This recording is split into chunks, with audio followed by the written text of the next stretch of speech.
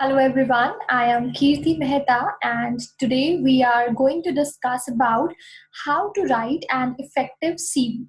So it's really important that a candidate should clearly aware of what you should add in your CV because it's one of the very crucial things which you are prepared with while you are applying for any job as a fresher or as an experienced candidate.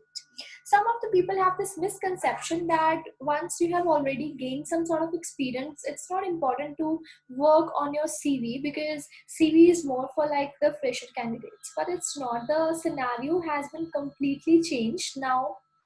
If you have an experience of certain years, then also you need to make your CV well structured and you need to emphasize on your key skill points, your experience, your expertise, so that your skills come out to be a highlighted part in your CV and you can be easily shortlisted by the interviewer. So let's get quickly started up with the today's session, like what are the things we need to keep in our mind while writing a CV. So it is like, a very tough task for many, though it is not, but still it takes a kind of expertise where you know what are the things you should add, what you should not add.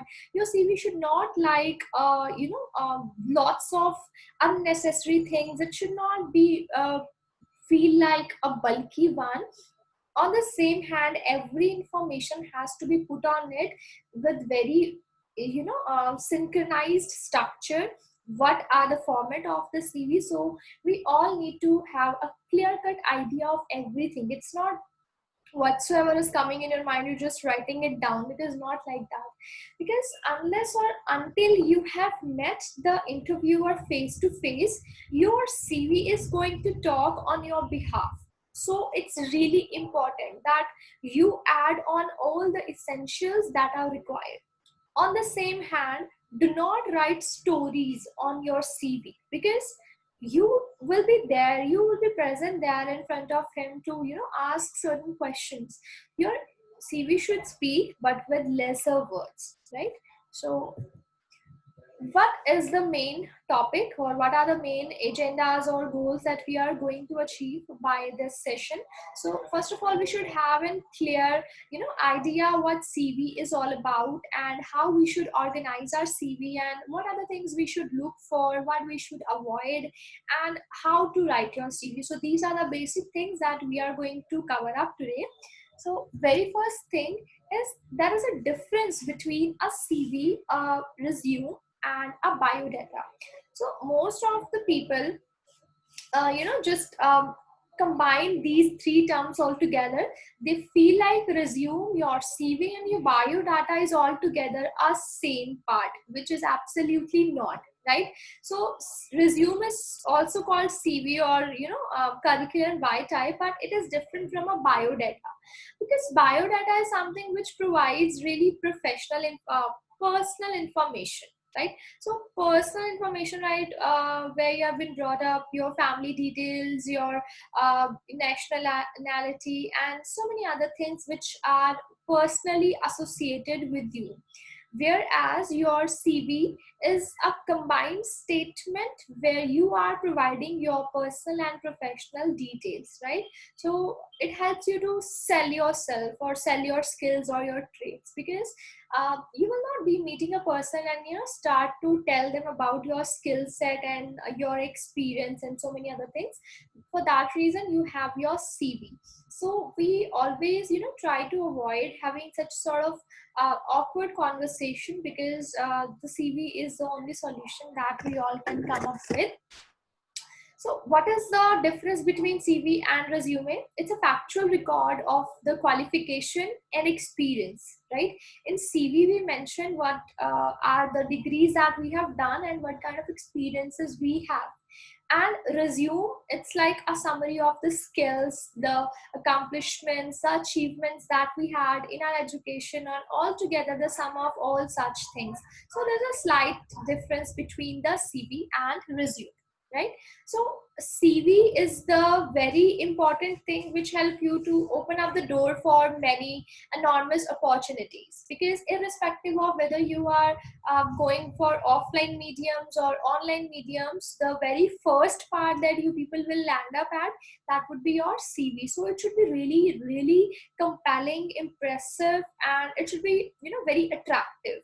By attractive, I doesn't mean that you have to put flowers and make it a decorative piece of paper. It should not be that, but you can decorate with very good adjectives and kind of things which will, you know, helping verbs which will help you to highlight what you have done, and by that method, by that way, you can make it look like much more attractive.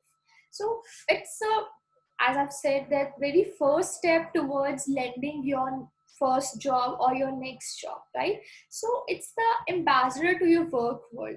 Likewise, every company, every organization has a face, has a person which is called as the ambassador of the company, because they are representing the entire organization. Likewise, that piece of paper, that resume, that CV is the brand ambassador of your work world. What you are, what you do, what skills you have. You don't have to shout it out loud to the world, but that piece of paper will speak on your behalf. So it is your ambassador, and we should really work hard and work smart. With working hard, we should work smart to build that ambassador. So it's the first thing that every employer will like to have it from your side, would like to have a look on whenever you will be interacting with them. So it creates a very valuable first impression. We had many discussions about how we can create the very first great impression. So if you're applying for a job, then your resume, how it looks like, will help you to create the long lasting first impression. That would be a valuable one. So if your resume is good, the moment that the interviewer is, you know, glancing at your resume, it should feel like very appealing, because an HR person, a person who's interviewing lots of people, almost like thousands of people, so they know what person holds what kind of stand, right? So it's not like you just went to some shop and get that printed resume of somebody else and you just change the name over it. So it was their resume, the skill set was there, so it has no relation or connection with you. So how can you present somebody else skill set to a person, or to a job where you yourself going to apply? So you have to build your resume. People may think it's like kind of lethargic task, and they don't feel like building up their own resume by themselves only. So times are gone where the people don't, you know, have that kind of accessibility to internet. Now you have lots of amazing templates available on the Google Docs, on the Canva, and so many other applications are available there, where you can simply click and add on your information, and it will help you to turn your information in well summarized and well organized format. It is way too easy these days. Now all you have to do, just enter your information, which I am sure that you would easily can do. So it's really important that you make your own resume, and just do not go and get some resume from the outside world. So this is a big no, and this is the least, you know, mistake or thing that you can commit while you're applying for your job. So you should have at least your own good resume. So how we can write an effective resume?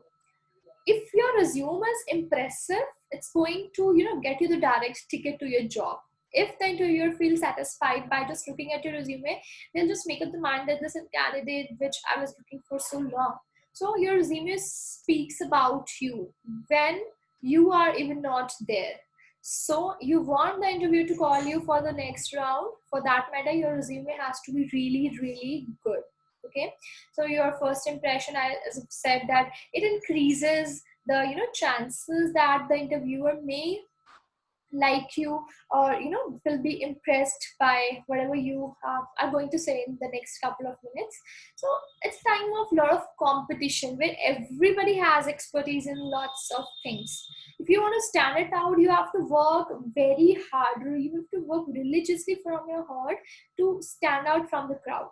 So if you are not paying some effort and time to build your resume, then you're not able to land up at your good job or your dream job.